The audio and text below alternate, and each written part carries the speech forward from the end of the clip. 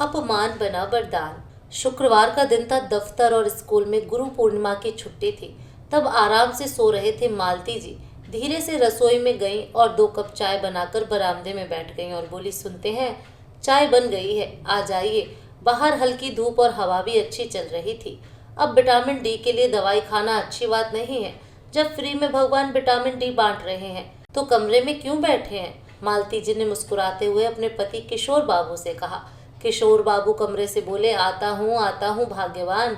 1 cup चाय बनाई हो और बुला तो ऐसे रही हो जैसे चाय के साथ न जाने और क्या क्या खिलाओगी।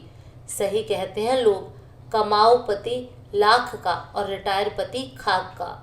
इतना कहकर बाहर बिछी हुई खाट पर आकर बैठ गए। मालती जी बोली, जो आपने अभी अभी एक जुमला बोला उसकी क्या जरूरत थी? किशोर बाबू बोले, तो क्या गलत बोला भाग्यवान, तुम ही बताओ। एक वक्त था जब चाय के साथ बिस्किट, पकौड़े और कुछ नहीं तो ब्रेड ही सेक कर दे देती थी।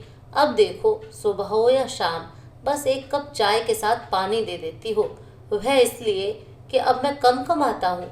मालती जी बोली, आप तो सब जानते हैं, फिर क्यों अपने मन को दुखी करते हैं? और यह सब कहकर मुझे भी आप दुखी कर देते हैं। अब कहाँ मेरे हाथ में सब कुछ है। पहले की बात अलग थी, जब रसोई और घर सब मेरे हाथों में था। पर मैंने तो अपना पूरा साम्राज्य अपने ही हाथों से बहू को सौंप दिया। पर मुझे क्या मालूम था कि घर में कुछ खाने के लिए बैठो तो बहू से इजाज़त लेनी पड़ेगी। लोग चाय के साथ बिस्किट डुबा कर खाते हैं, पर यहाँ मीठी चाय में अपनी नमकीन आंसू मिलाकर मालती जी पी रही थी। उधर से मालती जी की बहू किरण अपने बालों को लपेटते हुए आई और बोली, माँ जी, एक दिन भी चैन की नींद नहीं सोने देते आप लोग। क्या होता अगर सुबह चाय नहीं पीते? तब से बर्तन की खटकने की आवाज़ आ रही है।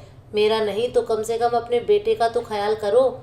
दिन रात मेहनत करते हैं, तब जाकर 2 पैसे कमाते हैं। आप लोगों की तरह नहीं कि पूरे दिन बैठकर खाट तोड़ते हैं। मालती जी बोली, बहू, सुबह सुबह लोग राम का नाम लेते हैं। मैं तो तुम्हें चाय बनाने के लिए भी नहीं लगाया, फिर भी तुम हमसे ऐसी बातें कर रही हो।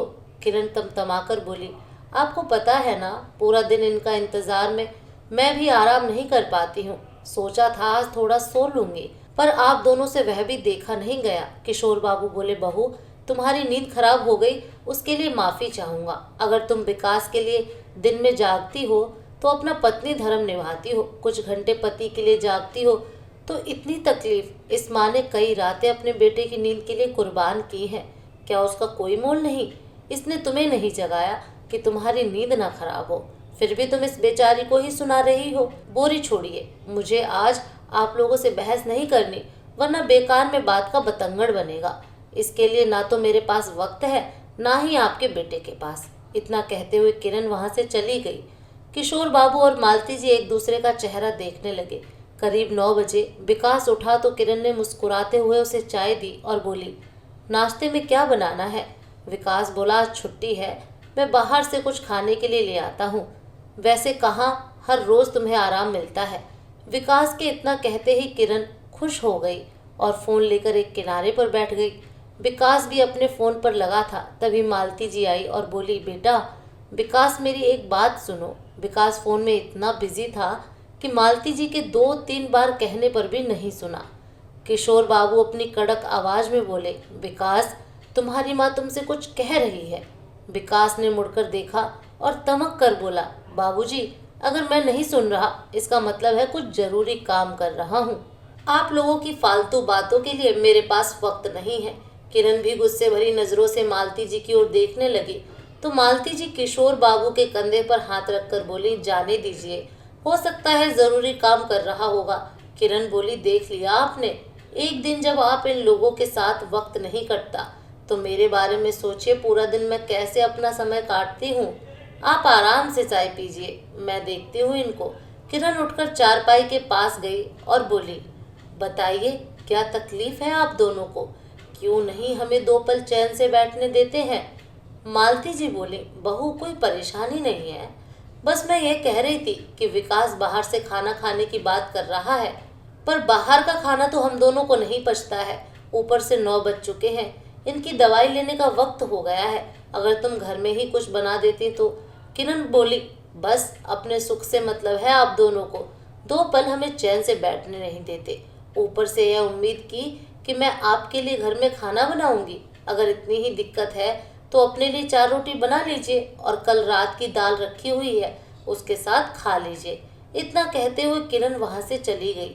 माँ बाप उम्मीद भरी नजरों से बेटे की तरफ देखते हैं, लेकिन बेटा उठकर वहां से चला गया। मालती जी अपने आंसुओं को छुपाने की नाकामयाब कोशिश करते हुए किशोर बाबू से बोली, सुनिए, मैं रोटी बना देती हूँ, या फिर देखती हूँ अगर फ्रीज में ब्रेड होंगे तो वह सेक दूंगी। कभी कभी हल्का फुल्का नाश्ता भी करना सेहत के लिए अच्छा होता है। तब किशोर बाबू मुस्कुराते हुए पत्नी को देखते और सोचते, क्या से क्या हो गया जिंदगी बच्चों के मुंह में। हर रोज की लगभग यही कहानी थी। आज तो बेटा था। जब उसके सामने माँ बाप की यह स्थिति थी तो उसकी अनुपस्थिति में बेचारी बूढ़ी माँ बाप की क्या दशा होती होगी, यह कल्पना करना भी मुश्किल है। कुछ रोज बाद किरण अपनी किसी सहेली की किटी पार्टी से लौटी तो उसने शाम में कुछ बनाया नहीं था। मालती जी चुपचाप रसोई में गई, फ्रीज खोला। जैसे ही ब्रेड का पैकेट निकालने लगी तो किरण पीछे से बोली, मम्मी जी, लगता है ब्रेड खाने की आपको लत लग गई है। काजल बेटी का स्कूल खुल गया है, वह सुबह सुबह ब्रेड बटर खाकर जाती है। अगर आपने अभी खत्म कर दिया तो सुबह मैं कहाँ से लाऊंगी? सुबह की रोटी बनी हुई है, सुबह भी सब्जी बची हुई है, उसे खाकर खत्म कीजिए, क्योंकि अनाज बर्बाद कर रही हैं। बेचारी मालती जी चुपचाप सुबह का खाना गर्म की और किशोर बाबू के पास ले गई तो किशोर बाबू चुपचाप खा लिए, पर उनकी आंखें भर आई। मालती जी ने देखा और बोली, सुनो जी, अब बर्दाश्त नहीं होता। आपको पेंशन मिलती है, पर आप वह पैसे भी अपने बेटे बहू के डर से खर्च नहीं करते कि लोग कहीं बेटे से सवाल ना करें कि बुढ़ापे में माँ बाप का खर्च नहीं उठा पाए। उनके साथ रहने में क्या हमारी जिंदगी ऐसे ही गुजर जाएगी? इससे तो बेहतर है आप मुझे किसी वृद्ध आश्रम में छोड़ाइए। अपना दुख तो फिर भी मैं सह लूंगी, पर आपका मुरझाया चेहरा मुझसे नहीं देखा जाता। इतना कहकर मालती जी फूट फूट कर रोने लगे। किशोर बाबू मालती जी के आंसू पोंछते हुए बोले, मालती, कल का सूरज तुम्हारे लिए नहीं, रोशनी लाएगा। मैं वचन देता हूँ तुम्हारी आंखों में आंसू नहीं आने दूंगा। उन्होंने रोटी चुपचाप रूखी सूखी खाई और पत्नी को कुछ देर में आता हूँ कहकर घर से बाहर निकल गए। किशोर बाबू के घर को छोड़कर 4 घर बाद उनका एक पुराना मित्र बिमलेश मिश्रा रहते थे, जिसे वह एक रोज मिलते थे। वह उनके हालत के बारे में सब जानते थे। उन्होंने अपनी आप बीती उन्हें बताई। मिश्रा जी बोले, यार किशोर, मैं तो तुम्हें पहले ही कह रहा था, करीब यहाँ से 15 किलोमीटर दूर एक समिति बन रही है जहाँ हमारे पुराने कई मित्र रह रहे हैं। कुछ बच्चों के साथ रह रहे हैं, कुछ अकेले रह रहे हैं। मैं भी कुछ पैसे लगाकर वहाँ घर लिया है और इस घर के नीचे हिस्से में मैं रहूँगा और ऊपरी हिस्से में किराया लगाकर जा रहा हूँ। इस किराए से महीने का खर्चा भी निकल जाएगा। तुम वहाँ घर क्यों नहीं ले लेते? तुम्हारे घर के तो अच्छे दाम मिल जाएंगे। किशोर बाबू बोले, बिमलेश, तुम मेरे सामने अभी उस बिल्डर को फ़ोन करो और पूछो कितना जल्दी मुझे घर मिल सकता है और इस घर को बेचने की बात चलाओ। मैं जल्द से जल्द घर से निकल जाना चाहता हूँ। बस याद रखना, यह बातें हम दोनों के बीच रहनी चाहिए।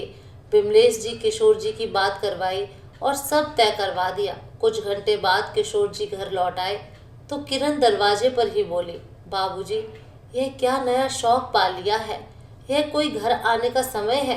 किशोर बाबू ने कुछ जवाब नहीं दिया, चुपचाप अपने कमरे में चले गए। मालती जी ने जब पूछा तो किशोर बाबू ने बस धैर्य रखने को कहा और कोई जवाब नहीं दिया। करीब करीब 15 से 20 दिन बाद बिमलेश जी का फोन आया। उन्होंने पूरी बात बताई। किशोर जी मुस्कुराकर मालती जी से बोले, इस घर में कुछ अच्छी यादें तो हैं नहीं, तो जो थोड़े बहुत तुम्हारे कपड़े और अम्मा बाबूजी की तस्वीर है वह सब एक अटैची में रख लो। किशोर बाबू की बात सुनकर मालती जी उन्हें आश्चर्य से देखने लगी। फिर उन्होंने पत्नी को सारी बात बताई। वह सब सुनकर मालती जी घबराने लगी। तभी किशोर बाबू बोले, घबराती क्यों हो मालती जी, तुम्हारा पति अभी जिंदा है। जिन बच्चों के लिए तुमने अपनी रातों की नींद गंवाई है, जब उनके पास तुम्हारे लिए वक्त ही नहीं तो इस घर में हम रहकर भी क्या करेंगे? शाम में बिमलेश जी के साथ कुछ लोग आए तो किरण ने बहुत हंगामा किया और विकास को फोन लगाया। उन लोगों ने पूरा घर देखा। मालती जी और किशोर बाबू ने कागज पर दस्तखत कर दिए। उतनी ही देर में विकास लौटकर आया। जब तक विकास की सारी बातें पता चली तब तक किशोर बाबू ने अपना काम कर लिया। बिल्डर ने बताया फिलहाल एक घर तैयार है, आप कुछ दिनों के लिए उसमें शिफ्ट हो जाइए।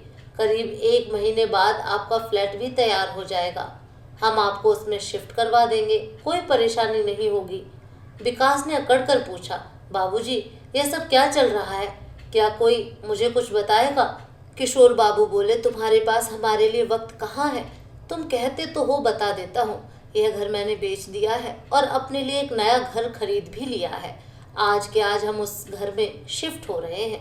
पेंशन मिलता है और घर खरीदने के बाद जितने पैसे मेरे पास बचे हैं उसमें तो मेरा जीवन भी आराम से कट जाएगा और अंतिम क्रियाक्रम भी हो जाएगा। तो तुम्हारा और हमारा बस साथ इतने दिनों तक का ही था। जयराम जी की। इतना कहकर किशोर बाबू ने मालती जी का हाथ पकड़ा और नए घर की ओर निकल पड़े।